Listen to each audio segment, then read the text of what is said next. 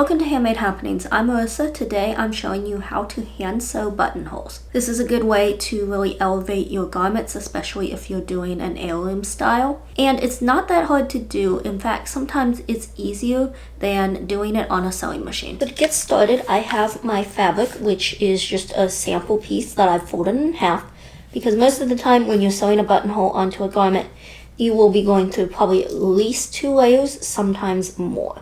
And then I have my thread, and there are a few options for this. This is pearl cotton, and it's really nice because it's kind of thicker, and therefore if you were to use this, you only need 1 strand of it. You wouldn't need to double your thread to sew your buttonhole, which sometimes just makes for an easier and neater finish. However, this is not always easy to find.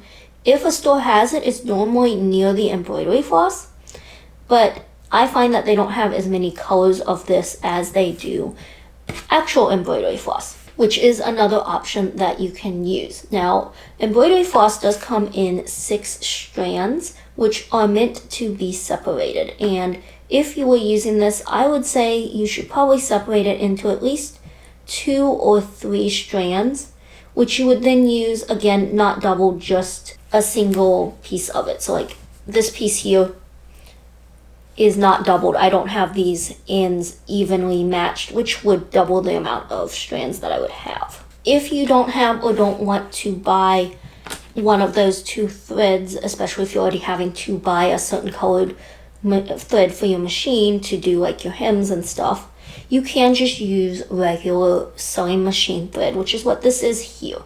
Now with this, you would need to double it, and it will be easier if you have some beeswax to condition the thread with. And that just means you run your thread through it. And what it does is basically keeps your thread from tangling, or at least it's less likely to. And I find that with the machine thread, it kind of makes those 2 strands stay together a little closer so they're not trying to separate. And you'll also need to know what button you're using, because that will determine the size of the hole that you're going to make. So I have a few other things here, but I am going to explain what they are and how they're used as I go along. So I have my fabric, and I just need to start by determining where I want the buttonhole to be. I'm just going to place it in the middle of this sample piece. Next, you need whatever you are most comfortable using to mark things on your fabric. This is a heat erase pen, but of course you can use chalk pens as well if that's what you're used to. And we're just going to go ahead and mark on either side of the button. Now sometimes I will just do it from that, but if you want to be really precise and get a really neat and straight line, and just run a line between those 2 lines so that I know what I am cutting along. Now to cut this, there are again a few options. One of them is this tool here, and you would need something to protect the surface under it. And what this does is you just put it down and you kind of rock back and forth, and it theoretically pushes a hole into your item. Sometimes you have to, or your fabric, sometimes you have to push pretty hard to get it to actually open. And as you can see, I haven't done this in a while, and I'm not doing a very good job. I can't even get it to open. And I also don't necessarily expect that everybody is going to have that, and you really don't need it. So what I'm going to show you is how to do this with a seam ripper and a pair of thread scissors. So to open it up, you're going to pick up your fabric and start with your seam ripper and just poke kind of a hole in it.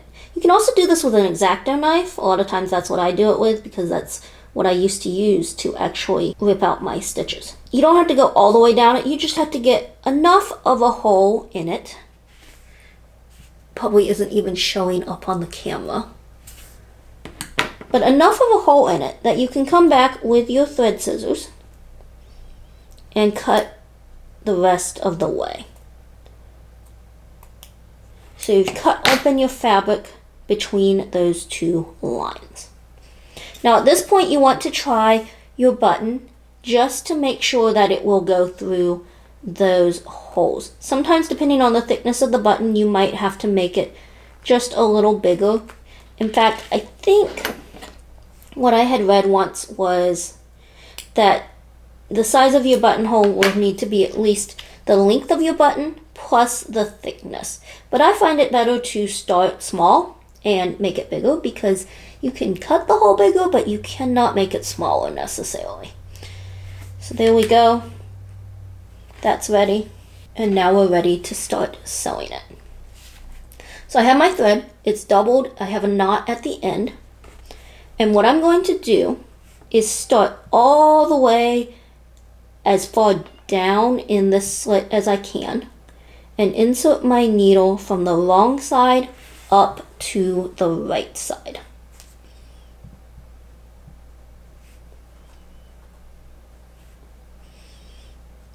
So now my thread has come out of the right side of the fabric, and I'm going to push that opening like this. I'm going to take my needle, bring it down to the wrong side of the fabric. So I'm still going from the wrong side to the right side and poke the needle through.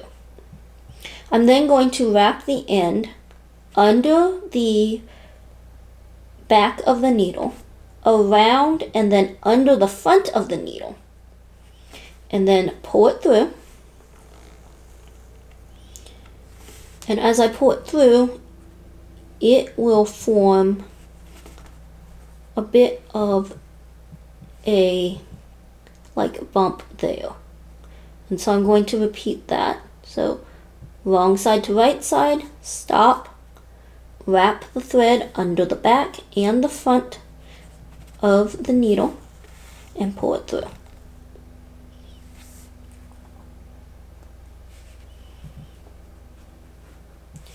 And when you do this, you want to pull the thread so that it's just touching your fabric. You don't want it you don't want to yank on it so that it starts causing the fabric to curl up.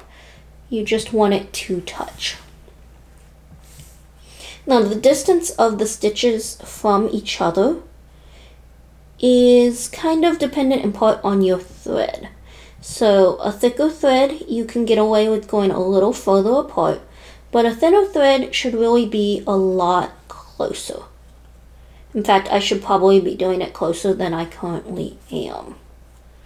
Wrap it around, pull it, stop. So you're going to do this all the way down to this other end.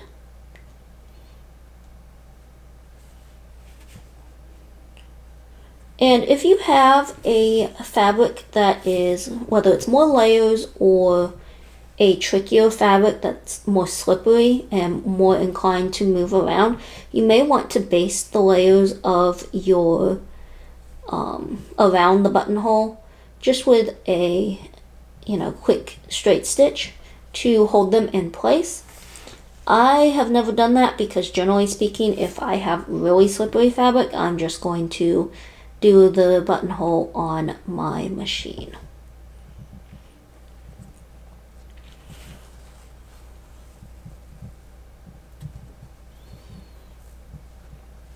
So once you have come all the way to the end, you want to make sure that you have gotten your last stitch really up close into the edge of the slit.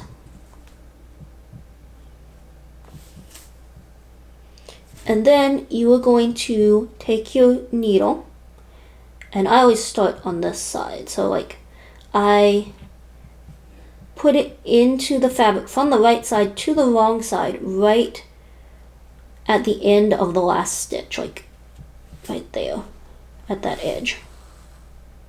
And then I come out on the other side. You want to estimate how far deep you typically bring your stitches, and when you come up back to the right side from the wrong side. And then you keep doing this. You do it 3 or 4 times. It's kind of like a satin stitch. You're basically creating a bar at the end of your buttonhole.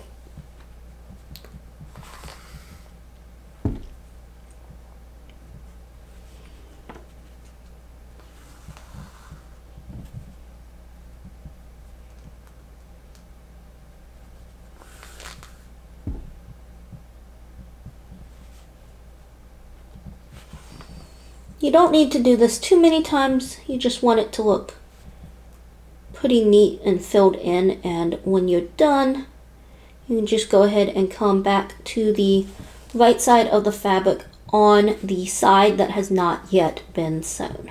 So once you've finished this stitch at the end, you're going to take your fabric and flip it around and work that stitch, like a blanket stitch or a buttonhole stitch, back up the other side. Again, your needle is on the right side of the fabric, and you are going to open up that edge, take your needle under it to the wrong side of the fabric, come up a little way from the edge, wrap the thread under the back of the needle, around, and then under the front of the needle, and then pull it through and pull it snug to the fabric.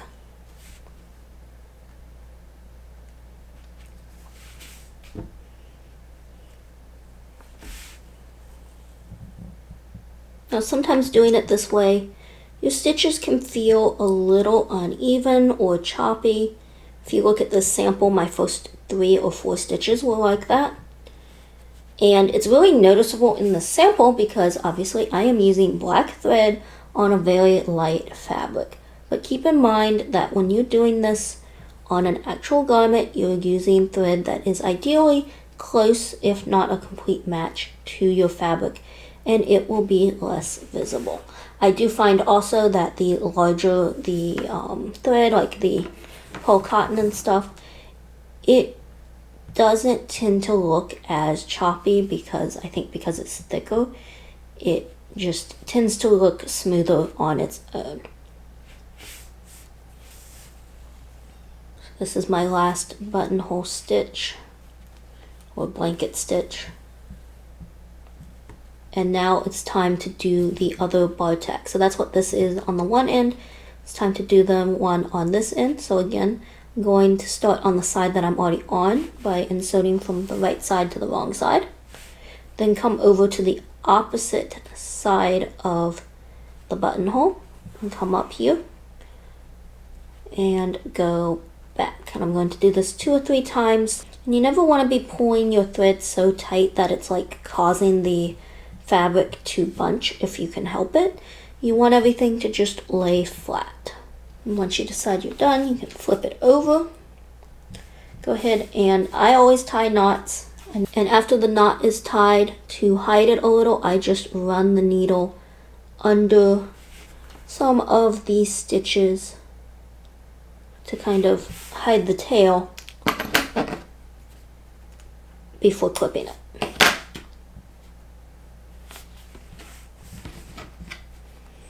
So there it is, and test the button. It still goes through. Thank you for watching. If you have any questions, please leave them in the comments. I'll do my best to answer them, and I hope you'll join me next time for another handmade happening.